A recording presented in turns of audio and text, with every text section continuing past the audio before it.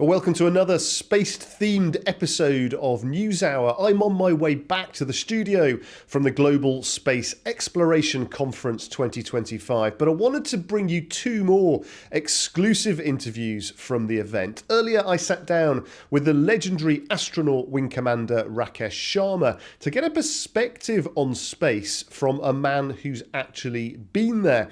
Plus, I met the leaders behind space exploration's next big global event and spoke to Lisa Viteris, director of IAC Sydney 2025. She shared her philosophy on the potential for companies to boldly venture into a new array of space tech partnerships.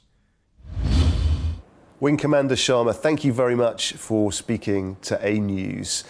I want to start by asking you about that memorable day back in 1984 when you became the first Indian in space. Was it possible at that time, in that moment, to get a sense of what you were achieving? Were you able to reflect on the historical nature of it, or were you just focused on the task in hand?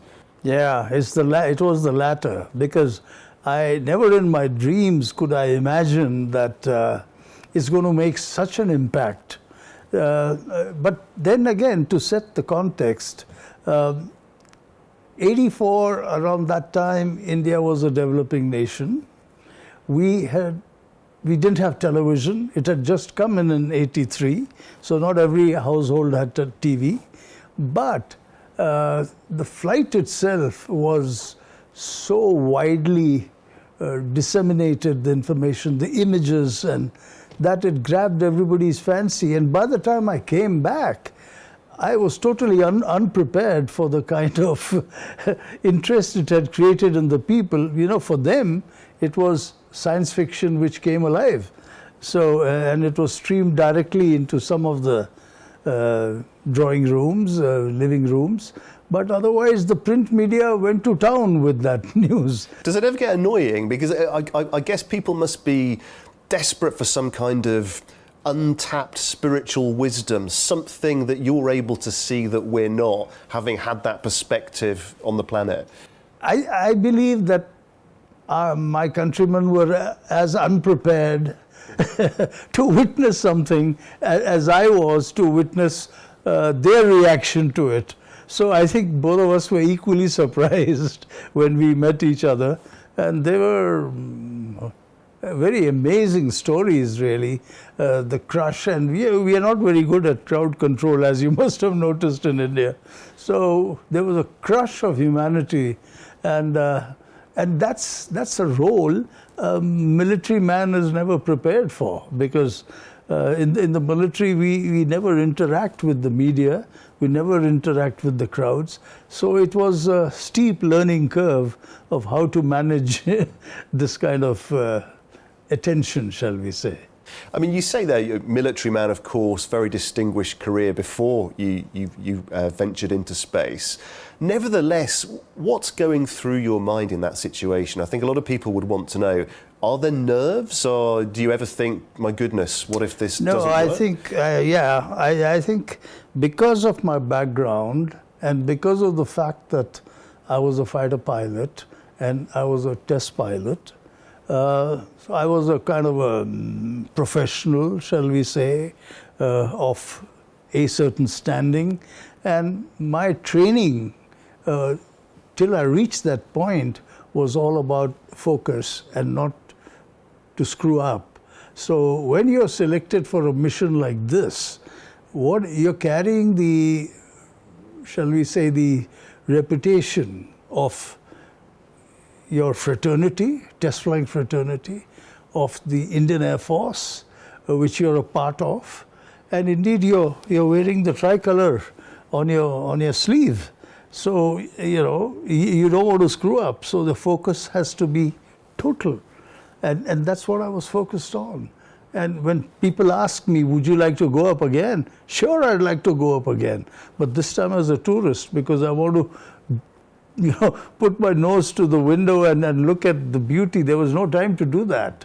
Every minute was so choreographed, if I may use that word, that it didn't give me any time to just gawk at at the beauty that was right under me. I couldn't see it. I mean, a lot of people often will speculate what creates someone that has the caliber, the constitution to be a cosmonaut, an astronaut.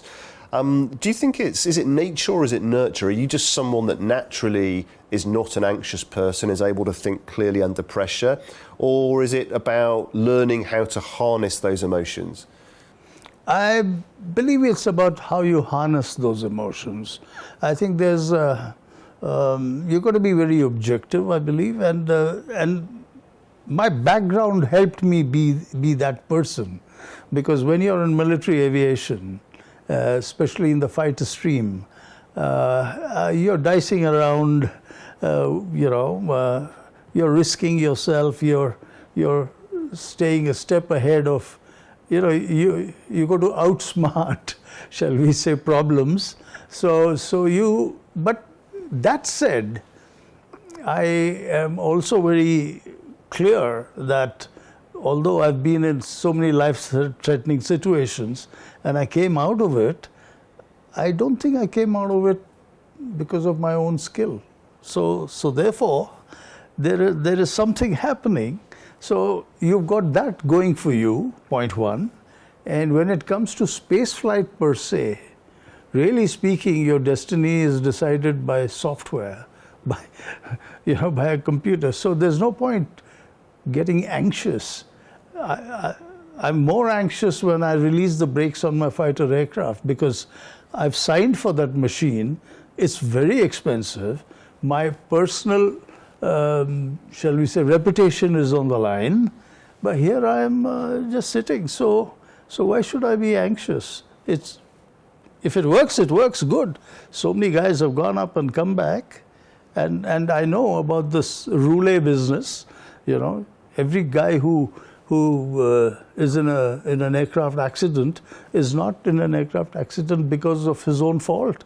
There are so many other reasons for it. So it's one of that. So if it's time for you to go, well, you go. That's it. It's a very interesting perspective, because, as you rightly say, when things do happen that are negative, tragedies, accidents, the media understandably shines a light onto that, and there's a lot of attention. But of course, there are many, many more times when things go perfectly well, yes, as a result of good engineering, great teams working together behind the scenes.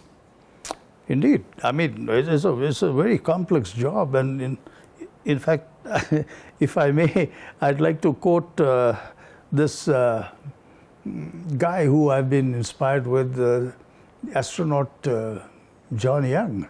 He's the guy who brought in the shuttle on its first successful landing and he was never given to a lot of dramatics and things. He was a very low-key kind of a test pilot. But when he landed, he went around the space shuttle and he was pumping his fist. So the media asked him. He said, "This is so unlike you," they told him, "that, you've never shown emotion. What happened? What were you thinking?" So he said that, what I was thinking is that there are some 30,000 plus components on this machine, and each one has been bought from the lowest bidder, being a government contract. And all of it worked together. So that's what it is, You can't be in control of everything. But if you want to be in that kind of a job, you've got to accept those things that may happen, on which you don't have control. So what you can't control, you don't sweat over it. That's the way I look at it. Yeah, very interesting perspective. And in terms of, obviously 1984 was now a long time ago. Things were very different, although I imagine some fundamentals were the same. Looking ahead to the next 40 years, what would you personally like to see in terms of where space exploration goes? Yeah, and I think that I share this feeling with my colleagues from the Association of Space Explorers, because the so-called overview effect, I think all of us come back with an altered perspective of our home planet, because we begin to see the planet as a single entity. And when you look at the other way, there is no other place which looks as habitable as our blue-green Earth. And so then environment, the degradation in the environment, so these things strike you. And then, and then one comes down and, incidentally, I went back to my test flying job because there was no manned space program in my country. So I got busy again test flying. But then the seeds which were planted in the thought, and later on seeing the environmental degradation around me, it made a very powerful impact, and it became necessary. I became a supporter of environmental and sustainability, I would say.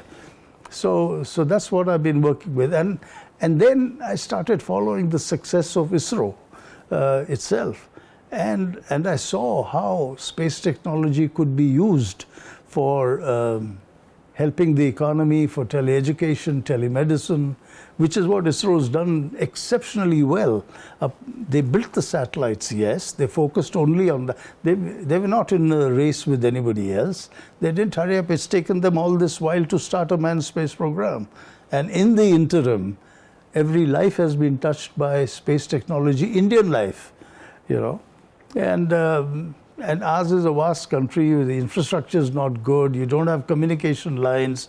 But with the help of space technology, you could disseminate information, education, medicine, and the works, agriculture, disaster I mean, you heard everything which the minister referred to today. So that was very successfully done by ISRO, and only now they are going into manned space program. And that throws a thought that 40 years from now, I am sure that humanity is going to, well, we are starting off with the moon.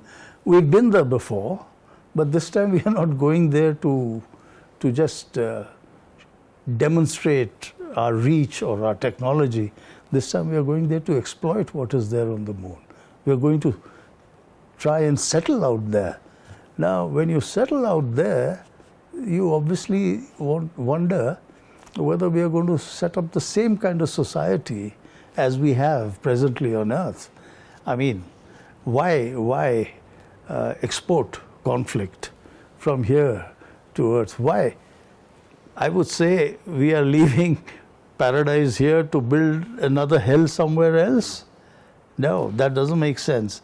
And therefore, and it's going to be a complex, technologically challenging job to set up a colony on the moon and later Mars. It doesn't make sense to me to go all that distance and still stay with your national identity.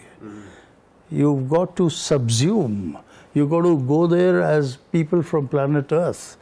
Humanity has to come together because of that. And even technologically, it's not sustainable for planet Earth for every nation to rediscover the wheel. I mean, you're using the Earth's resources, after all. So why not start collaborating and do it together? It's going to be much more cost effective, environmentally also, and you'll be able to achieve it together. So you'll know how to work better. I would say if you follow ISRO's model, what ISRO has done for India from the economic standpoint, I think India, by sharing its data and by coming together with other spacefaring nations, we can do for the world, really, as you heard. Because we don't want to be big brother. We want to share our data, which we have been doing. Right from the beginning, we've been doing that. And let's hope that when we go to Mars, we don't go as Indians or Chinese or Americans or Europeans. We go there as people from planet Earth. And Wing Commander, these citizens of planet Earth, as you so eloquently put it, how soon could we be inhabiting, living some semblance of normal life on the moon or even on Mars? Well, to begin with, it's not going to be a normal life. It's going to be a very abnormal life. I think the closest parallel one can draw is these guys who are there, who we built up stations in Antarctica, right? With a big difference. In Antarctica, from your little icy station, you can walk out. Over there also, yes, but you'll have to carry the Earth's environment with you as you walk out. You're trapped in that spacesuit. I mean, that's the technology today. Unless you build a huge biosphere where you can replicate the way you live on Earth, for the greenery and all to come up, it's a humongous task. It's even then. It's the lack of social interaction is going to be very challenging, in my belief. I don't think we can set up. You could set up colonies, but it's not going to be like how it is on Earth. It's a really interesting point you make as well about why, asking why. Why would we go to such great lengths to go and live somewhere else and not just put that effort and goodwill into optimizing our life here on Earth? Right, exactly. But you know why we are going there? We are going there to plunder that place. But if the United Nations treaties are in place already, there's a declaration which says that space belongs to all humanity. And if space belongs to all humanity, whatever we are going to go and get out from... See, we've already plundered the Earth, right? If you're going to go out there and start plundering there, and if private sector is going to be a part of that, obviously the private sector has to satisfy its shareholders. So whatever you're getting out there is it's a very exclusive model of living. What we need is an inclusive model. If space belongs to all humanity, whatever we get from there belongs to all humanity on planet Earth. Otherwise, you'll have to draw your boundaries there and say what comes out of here is mine, and be open to have your neighbor looking over the border, over the line, and coveting what you found within your border, and history will repeat itself. A very powerful point to end on. Wing Commander Sharma, thank you so much for speaking to A News. My pleasure. Lisa, thanks for speaking to us. Of course, everyone's still very busy here at this event in New Delhi, but many are starting to look ahead towards Sydney later in the year, when the IAC obviously comes to Australia. Give us a sense of what people have got to look forward to. What are some of the themes and topics that people are going to be taking from New Delhi and developing in Australia? Yeah, thank you for having me here, firstly. I'm really looking forward to IAC 2025 Sydney. What we will see is a really large focus on the Indo-Pacific region. So with a really large focus on India, on Japan, on China, Malaysia, Thailand, Vietnam, South Korea, New Zealand and Australia and the rest of our region, which is not something that is that common at an IAC. It tends to be more European focused or more US centric. So we're really excited to be continuing the conversation about our Indo-Pacific region and bringing that home more broadly. We're also really keen to further conversations about how do we bring space-enabled industries into an IAC for the first time. So a lot of our economy in Australia is made up of mining, oil and gas and agriculture. We're looking to bring all of those industries into the fold so that we can have conversations between those industries and between space, rather than it just being a purely space-focused event. Yeah, it's very interesting that, because of course the ripple effects of space exploration go into all sorts of different areas, different industries, don't they? Are you seeing more and more different types of business get involved in the sector? Yeah, absolutely. I just actually authored an article for manufacturing, and I was looking at all of the examples of advanced manufacturing in space. And there's so many fantastic opportunities of manufacturers who didn't even realise that they had an opportunity to produce things for space. So it's opened up a completely new world for them. But equally in health, there's lots of pharmaceutical examples of what can happen in microgravity environments. We're looking at space and mining and all of the possibilities that go both ways, actually, for both space and mining. So plenty of exciting opportunities, and I think half of them are probably yet to be discovered. And not just giant corporate brands with billions to spend. You know, smaller, innovative tech companies of an opportunity to get involved too? Yeah, they absolutely do. I think the corporate brands are getting very interested though, which is really exciting to see as well. You know, we've seen some fantastic examples from watches like Omega or shoes like Adidas. And there are plenty of other opportunities in food and beverage, you know, Mumm Champagne, I should actually say, in Paris, at the Paris IAC in 2022, developed their champagne so that it could be opened and celebrated in France, in space, which is really exciting. So we're looking to see whether there's anything that we can do in a similar vein at IAC 2025 Sydney. And space exploration in Australia, as you said at the start, you know, perhaps not something that the world is too aware of. Give us a sense of the history, the background to how the sector has developed in Australia. Yeah, look, we've got a really strong history in space and a really strong history of collaboration with other countries. So going well back, 50 years plus, with lots of collaboration with ESA, with NASA, and so on. We have come a long way. So we have around 814, the latest figures are, for the number of businesses working in the space industry in Australia. So we're on a very fast growing trajectory, which is really exciting. We hosted IAC 2017 in Adelaide, so back in 2017, and the industry has really grown since then. And we're expecting another similar trajectory of growth after hosting IAC 2025 Sydney. And not long, of course, until September. I presume the preparation work has already started. Yes, absolutely. We've been going for quite some time now. So we're getting into the space-enabled industries and how do we create really exciting events for space and mining or space and agriculture or space and manufacturing. So we're getting into that next level of detail of the planning and hope to reveal some of those details soon. We're also really trying to make sure that the event is as valuable as possible for everybody who comes from, say, further away than our neighbours. So how do we actually provide adjacent events that are really relevant so that people can extend their stay, whether that be for space-related events or more tech-related events or even just tourism opportunities for their families. I think we're all looking forward to the event. We'll be there as one of the media partners. Thank you very much for coming in and speaking to us today. That's great. Thanks very much for having me.